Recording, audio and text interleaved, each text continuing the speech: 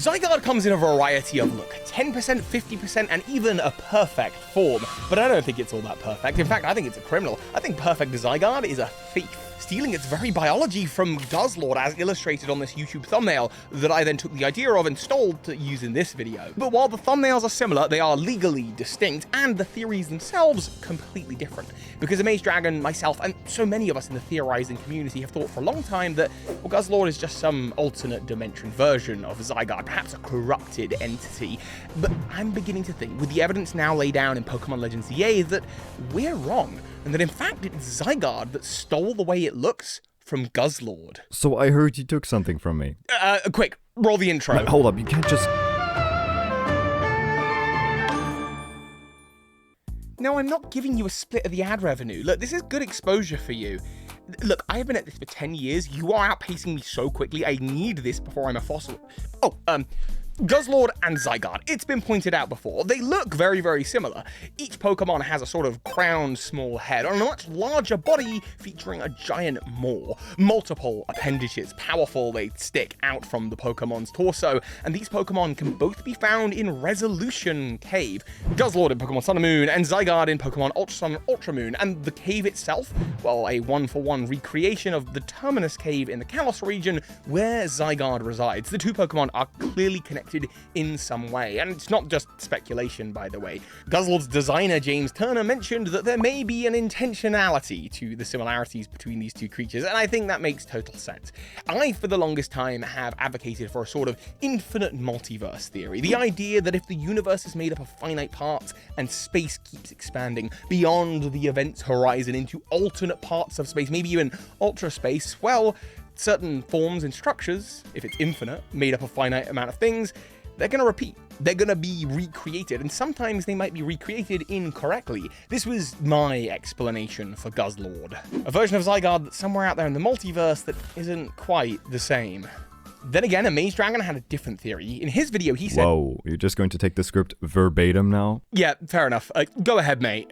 It's a fun idea, Guzzlord being a mutation of perfect Zygarde, and in fact, I did a whole nother video on the numerous other Pokemon that could themselves have mutated in other worlds to become the Ultra Beasts they are now. Guzzlord lives in its home territory of the Ultra Ruin, and there it devours pipes and buildings of what was an alternate Wally city. A single human comments on the player character returning, suggesting this is some other Alola where, for some reason, the region fell into ruin. And it's here that Guzzlord, or as this human refers to him as, Mr. Glutton, now snacks away. Everyone that once lived here finds refuge off-world, and it seems as though the destruction that occurred here may have been the result of some sort of power plant. Advertisements of this plant can be dug up around this place, and our sole denizen of these ruins mentioned people trying to destroy these posters, suggesting a sort of conflict here. Okay, but this is all old news. Toby, what's this new thing that you've discovered in Pokemon Legends ZA that makes you think that it's somehow Zygarde that's copying from Guzzlord?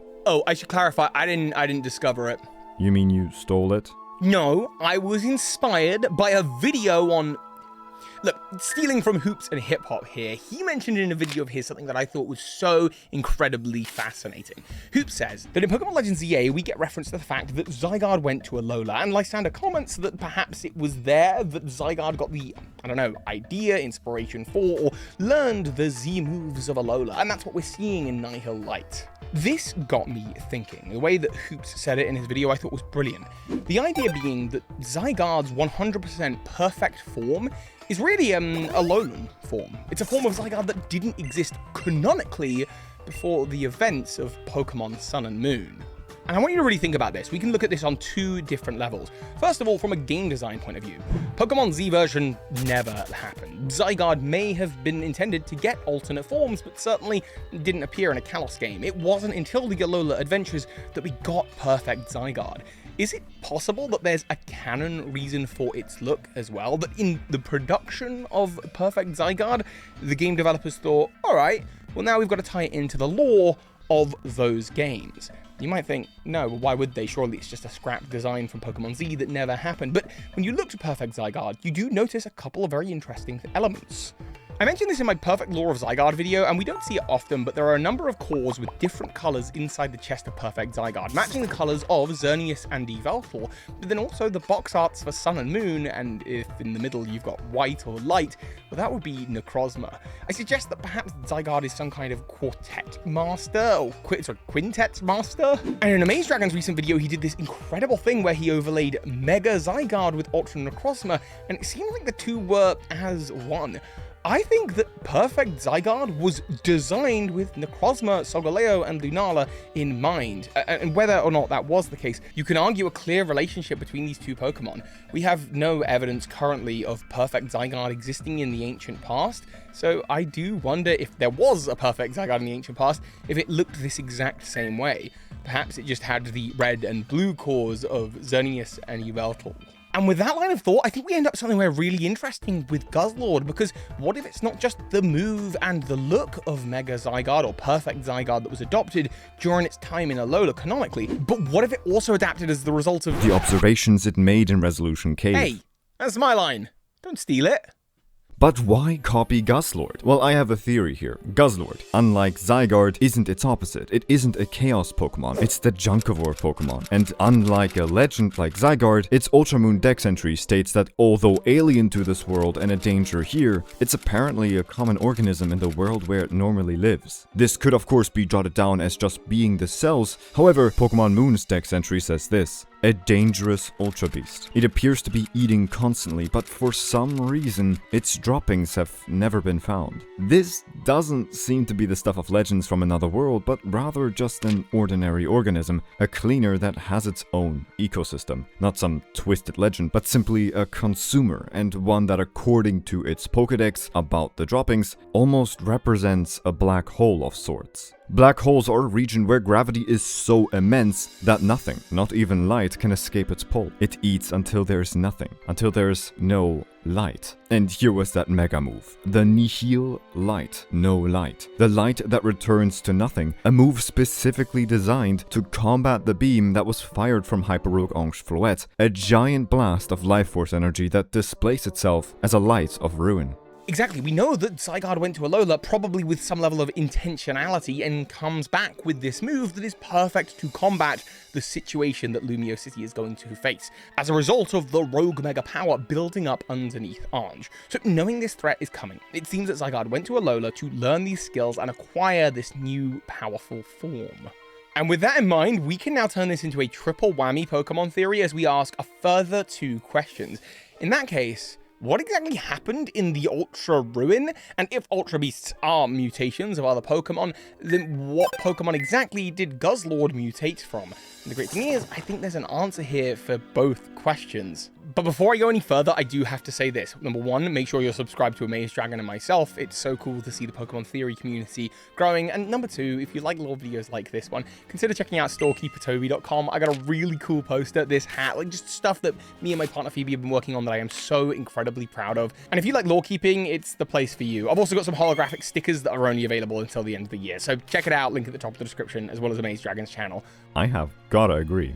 Hey, where'd you get that? So let's talk about those mutations. In my video, I mentioned a number of Pokemon that may have over time mutated and then found themselves becoming Ultra Beasts, and I give reasons for all of these. However, what I didn't redo is Guzzlord, because I did a video separately on him being Zygarde, so I just gave more evidence towards that point. But if this theory here is true, then there needs to be another Pokemon that could theoretically make sense in its stead, and there is actually a good candidate for it, Dusknoir, a Pokemon that in design matches Guzzlord almost one for one, and according to the Pokédex entries of Dusclops, we learn that its body is completely hollow. There is nothing at all inside. It's said that its body is like a black hole. This Pokemon will absorb anything into its body and nothing will ever come back out. So how is this not just a miniature Guzzlord? What's more, for Dusknoir, we learn that the antenna on its head captures radio waves from the world of spirits that command it to take people there. These radio waves caves could be what's playing the distorted audio in the Ultra Ruins, or perhaps it could have opened the doorway to another dimension which would allow the folks of this lost Wally city to escape their fate. But what even was that fate? What world is this Wally city in? Is this the future meant for our world if Zygarde hadn't intervened in the final battle of Legend ZA? Sun and Moon, as well as Ultra Sun and Ultra Moon, beat us around the head with alternate dimensions. Not just in the fact that Sun and Moon version are different versions of the same story, one with the Emissary of the Sun and one with the Emissary of the Moon as the focus of the Alola games, but also that within those games you can go to the altar of Sun and Moon, travel through and find another version of reality where day is night and the emissaries are swapped over. This is actually possibly how Solgaleo and Lunala reproduce into Cosmog, to create further dimensions perhaps. Then, instead of a third canon version of the game or sequels like Black and White 2, we instead get alternate tellings in Ultra Sun and Ultra Moon that further have more ultra spaces, alternate dimensions to the main reality, and of course at the very end of it all, Team Rainbow Rocket. Team Rainbow Rocket features all the evil team leaders from realities in which they won, realities that we as players, I guess, have never actually experienced for ourselves. There is one evil team leader though that I think is missing. One that might actually answer the question of exactly what kind of Alola becomes the Ultra Ruin. That being the leader of the Aether Paradise, Lusamine from Pokemon Sun and Moon. In this story, Lusamine just kind of becomes obsessed with the Ultra Beast, obsessed with beauty and perfection, and ultimately ends up wearing a Nihilego as a hat. Should have gone to storekeepertoby.com. But what would happen if her story continued? And why didn't we see her in Team Rainbow Rocket? Well, perhaps it's because that version of Alola, or one like that, ultimately became destroyed. After all, she's obsessed with Ultra Beasts and opening Ultra Wormholes, and to do so does require a certain amount of energy. Throughout Pokemon canon, opening wormholes generally requires a lot of energy. The Moss Deep Space Center, for example, uses infinity energy to create dimensional shifters. This with the hopes of sending a meteorite from one version of Hoenn that we see in Omega Ruby and Alpha Sapphire to another version of Hoenn. Perhaps that's the one that we played in Ruby, Sapphire and Emerald, or perhaps a different but yet similar Hoenn, the kind that Archie and Maxie, who joined Team Rainbow Rocket, came from. After all, they do sport their original designs, not their ORAS designs.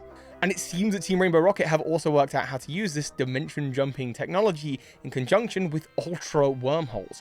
And the Aether Foundation are researching this. They're researching it all the time because they want to bring more of what Lusamine sees as beauty into the world, that being the Ultra Beasts. Perhaps she just opened a wormhole so big that the Ultra Beasts flooded in, but I suspect she needed power to do this. I suspect she created a device, a machine to open up ultra wormholes. Perhaps with this desire in her reality, Lusamine took over the power plant of the Alola region, or perhaps they created a new power plant in Hau'oli City. This one, of course, being an Aether Foundation run one, and annoying the local people who thought they were up to something shady, or to create a device that would allow them to open up ultra wormholes.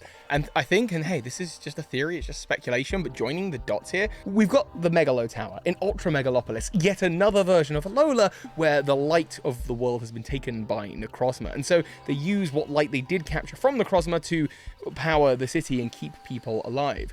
This is a light that allows them to jump through ultra wormholes and travel through the multiverse. So it's exactly this kind of power, a light that is, well, a light of ruin. Does that remind you of anything? Yeah, the ultimate weapon, or the Prism Tower, Hyper-Onge Floette. The idea being that there would be some structure that would be funneled with enough powerful light energy that it would either create an ultra wormhole, creating a whole new reality, or perhaps instead that this light would be a light of ruin, ultimately creating the Ultra Ruin. The result of this all is a new world, one filled with Ultra Beasts, one that's overflowing with this light energy that is also the natural food source of the black hole Pokemon Guzzlord. And it's this new power, the ability to return the light energy to nothing, that exactly mirrors what Zygarde needed. And so, not only did it study the Z moves of Alola, but it positioned itself in Resolution Cave, where it studied the Ultra Mutation it needed to save the world from the threat it knew was coming in Pokemon ZA. So the moral of the story here seems to be that stealing is okay. Look, the only stealing that this lot are going to be doing is the steal they're going to get over at storekeepertoby.com. I really think the glow in the glow-in-the-dark poster showing that City of Light with over 100 cells to find is something any of you would be like just fascinated to stare at. And again, I've got a limited time Christmas holiday like bit of merch, which is the holographic stickers linked in the description below, as well as Amaze Dragon's video. And I think now we're gonna... Hey, what's going on here? Nothing.